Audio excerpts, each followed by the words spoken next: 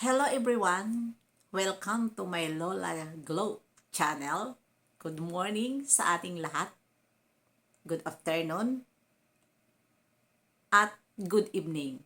Saan man tayo sulok ng mundo, sana ay nasa mabuti tayong kalagayan at ligtas sa anuman masamang kapahamakan. At bago ang lahat, andyan sa ating thumbnail, si Kuya Bal at saka si Pedring. Yan po ngayon ang ating tatalakayin dito sa ating reaction upload. Si Pedring.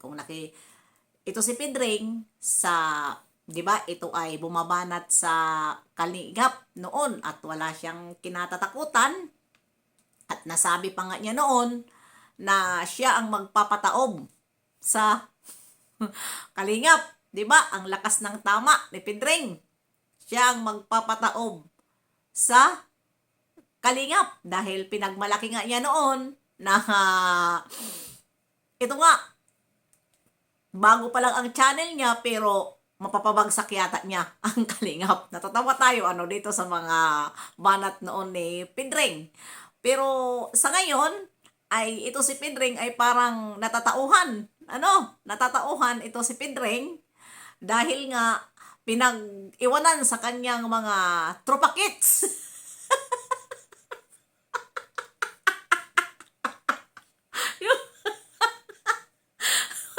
Matatawa tayo dito kay Pedring. Tropa kits talaga, Pedring. Nasaan na ang tropa kits mo? At bakit ka pinag-iiwanan? 'Di ba?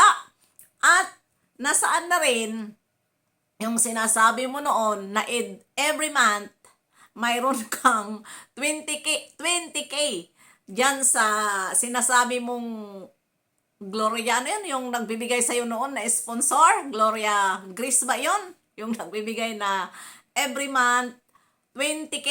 Nasaan na po ngayon? Kaya naman pala ito ay medyo na nag-content ka na sa Kalingap pero walang masama kung ikaw ay mag-content ka dito sa Kalingap na mag-change topic ka na ayan nakikita namin ngayon na binabanatan mo si Jewel, binabanatan mo si alam na des, yung mga yan ay hindi na natin dito mabanggitin kung sino yung hindi na pinapabanggit kasi doon natin yan mabanggitin sa main channel ko sa Ate Glo. At dito ngayon ay napapansin ko at ako ay nakabidyo sa'yo kahit ba ay nagre-reaction ka dito sa Kalingap, never ako pumasok dahil alam mo naman tayo ay wag muna basta-basta magtiwala sa taong hindi pa natin masyado kilala kung ano ang kanyang pinaplano, kung ano ang pinaplano talaga nila na bakit ito ay biglang tawag nito, kung biglang nag-change topic at na liwanagan ngayon ang kanyang pangisipan na talaga pala na ang Kalingap ay hindi mapapataob dahil yun ang sinabi niya na wala pala itong pinaglalaban nila ay wala palang, di ba? Kung baga ay anong tawag dyan na wala palang basta hindi ko maano sa isip ko ngayon. Yung mga pinaglalaban nila ay alam mo naman, hindi ko maano kasi hindi tayo masyado magwaray tayo at hindi tayo masyado sa Tagalog, at ganon. Yun po ang kanyang ngayon na isipan na mali pala ang kanilang kinalaban. Mali pala ang kanilang pinaglalaban. Mali pala. Dahil na-realize na nila ngayon, siya lang naman. Kasi ang iba bumabanat pa. Na-realize na ngayon ni Pedring na hindi talaga mapapataob ang Kalingap. At ito na nga, siya ay iniwan ng mga tropa kits niya. At nilaglag na siya. Binabanatan na siya nitong Reyna community nakikita ko at siya na ngayon ang binabanatan ni Rowinim. At yung isa na si Tibo, binabanatan na siya. Kawawa ka naman, Pidring. Ngayon pa? Yan kasi ang sinasabi ko na wala kang alam.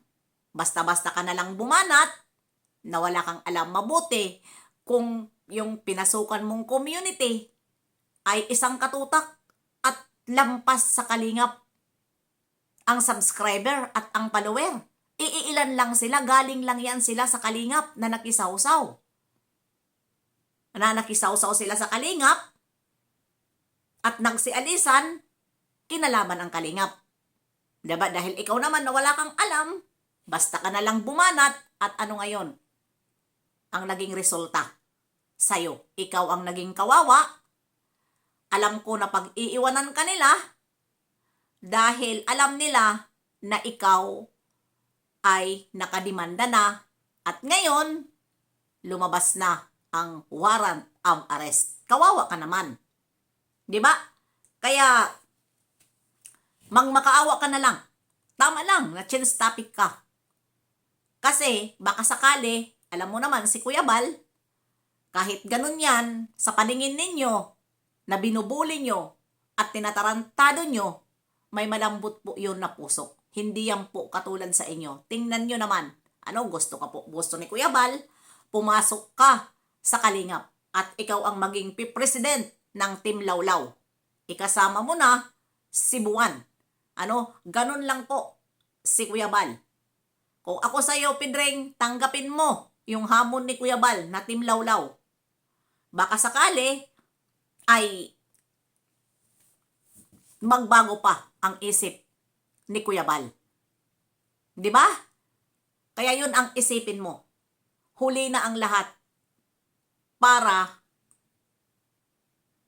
mag-reaction ka ng good reaction. Pero pagpatuloy mo lang, huwag mo na kantiin ang kalingap, ipaglaban mo hanggang sa gusto mo ipaglaban kahit wala ka dito sa kalingap, ipakita mo kay Kuya Bal.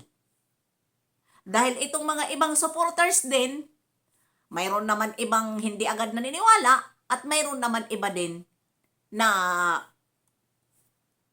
alam nila na ikaw ay na brainwash ka lang dito sa mga kumakalaban sa kalingap na ikaw na nga mismo nagsabi na talaga lang hindi mapapataob ang kalingap at malakas ang kalingap. Ikaw na rin mismo ang nagsabi na ang mga pinaglalaban nila ay wala sa ayos at wala sa punto ang mga pinaglalaban nila. Kaya ipagpatuloy mo lang. Dahil ako rin, isa na rin ako na nanonood sa'yo, hindi lang ako nagpapakita. Dahil, kaya kita pinapanood, dahil natatauhan ka. Natatauhan ka at nagdadalawang isip din ako kung ito ba may mga plano kayo na kunyari makapasok ka sa kalingap dahil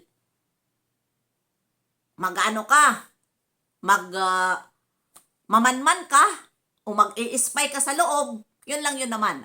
Huwag basta-basta. Kaya totoo si Ate Edna na huwag muna magtanggap ng mga taong gustong pumasok sa kalingap. Dahil mayroon na tayo ngayon, mga katibayan, na ganun ang mga ginagawa nila. Na papasok at pag lumaki na ang kanilang mga channel, ay binabanatan na ang kalingap. Tulad ngayon sa nangyayari. Di ba? Na si Kanuli, nasaan na? Masama pa ang kalingap. Idadahilan pa ang mga reaktor. Na samantala ang reaktor, nagmamasid lang po yun. Sa real talk lang ang mga reaktor, nagmamasid lang po yun dito sa loob ng kalingap. Kapag alam namin na mga reaktor na mayroon ng ginagawa hindi maganda at nasisilipan na namin, ay siyempre reaktor kami ng kalingap. Dito, reaktor ni Kuya Bal, kasi si Kalingap Rab ngayon ay wala ng reaktor, basta ako, patuloy pa rin ako kapag nakikita ko na binabanatan si Kalingap Rab o binabastos, nandito pa rin ako kahit hindi ako reaktor. Ito ay konsiderasyon ko na banat o pagsagot doon sa mga taong kumakante. Pero ang sa totoo, wala si Kalinga Prab reactor. Pero walang magagawa si Kalinga Prab. Kung halimbawa nagre-reaksyon kami, hindi naman utos ni Kalinga Prab, walang magagawa dahil naintindihan naman ni Kalinga Prab kung paano kami, nasasaktan kami dahil tunay na nandito kami sa Kalingap. Kaya nasasaktan kami.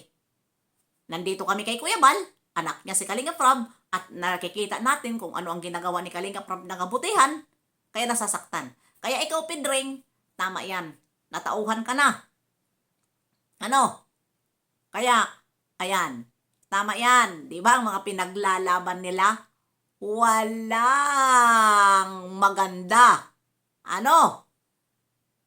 Ang pinaglalaban nila. Kasi, gusto nila, sila ang sumikat. Yun lang yun. Ang pinaglalaban nila ay walang kabutihan. Puro sila mga demonyo. Yan ang real talk, Pedring. Ha? Kaya yon, isipin mo yung Pedring. Bye-bye, may warrant ka na.